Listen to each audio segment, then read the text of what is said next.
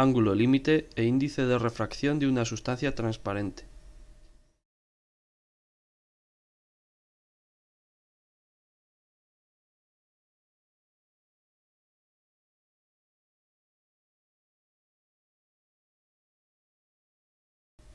En esta práctica haremos incidir un rayo láser sobre un cuerpo hemicilíndrico de plástico transparente.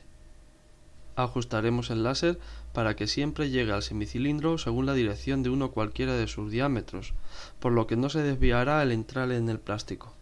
En cambio, al emerger hacia el aire, incide sobre la parte plana formando cierto ángulo con respecto a la normal, por lo que en el aire desviará su trayectoria alejándose de esta, ya que el aire tiene un índice de refracción inferior al del plástico. Llamamos R al ángulo de refracción e I al ángulo de incidencia. Hemos obviado solamente de momento que también existe reflexión, representada en la figura con el rayo azul. Pero volvamos a la refracción.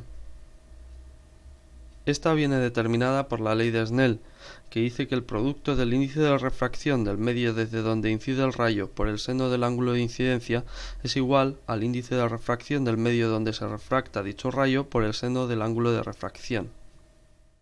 En nuestro caso hemos llamado n al índice de refracción del plástico, y para nombrar al del aire hemos utilizado todas sus letras. Veamos qué sucede al aumentar el ángulo de incidencia. Observamos que va aumentando progresivamente también el ángulo de refracción,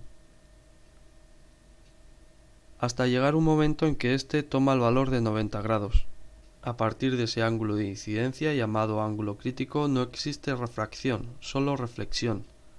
Por eso el fenómeno recibe el nombre de reflexión total. En la ley de Snell, el ángulo de incidencia es igual al ángulo crítico cuando el ángulo de refracción alcanza el valor de 90 grados. Como tanto el índice de refracción del aire como el seno de 90 grados es igual a la unidad, operando se obtiene que el índice de refracción por el seno del ángulo crítico es igual a 1 y finalmente, despejando, el índice de refracción del plástico es igual al inverso del seno del ángulo crítico. Comenzamos la práctica. Material que vamos a utilizar: una base circular montada sobre un soporte que permita su giro, un círculo graduado, el semicilindro de plástico transparente,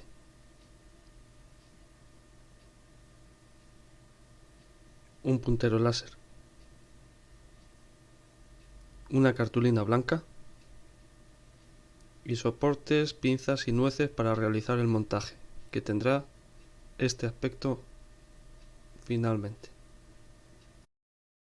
Ponemos el círculo graduado sobre la base circular y sobre este el semicilindro transparente, de forma que los 0 grados del semicírculo graduado queden en la parte diametral perpendicular a la superficie plana y los 90 grados a ambos lados de esta. Con los soportes, pinzas y nueces montamos la cartulina, que servirá de pantalla para el puntero láser, y el propio puntero, que apuntará hacia el semicilindro transparente desde la posición de los 0 grados.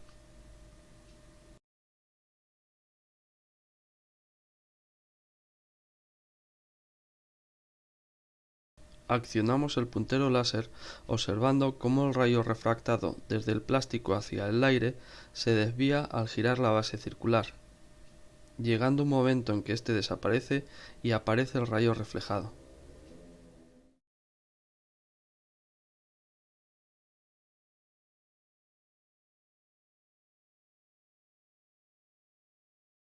Nos ayudamos del siguiente esquema para comprender mejor lo que sucede. Inicialmente el láser sigue una trayectoria rectilínea, pero al girar la base circular y el semicilindro con ella, el ángulo de incidencia comienza a aumentar desde su valor inicial nulo.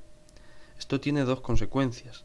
Por un lado, el rayo refractado en el aire se aleja de la normal, y por otro, el rayo reflejado se separa del incidente, pues ángulo de incidencia y de reflexión, como sabemos, son iguales. Si continuamos girando la base, aumentan aún más los ángulos de incidencia y de refracción hasta que este último alcanza el valor de 90 grados.